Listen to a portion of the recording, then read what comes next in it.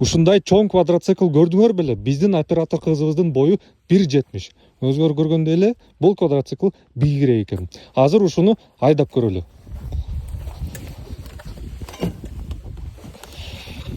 Так. Зажиганиясы бул жагында.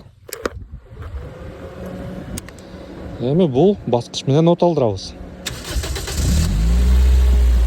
Мотору 1.5 4 цилиндр Toyota Corolla'нын мотору. Жүрүк отурмону D'га коебуз. Бул Toyota Corolla'га коюлган жүрүк отурмосу. 4 баскычтуу өзү отурган жүрүк отурмо. Ал эми кеттик. Жүрүшү аябай жакшы экен, өтө жумшак. Бурулушу да өтө жеңил. Каалаган жерге бул квадроцикл бара берет коркпостон. Мынакей квадроцикл, а бул болсо жеңил унаа.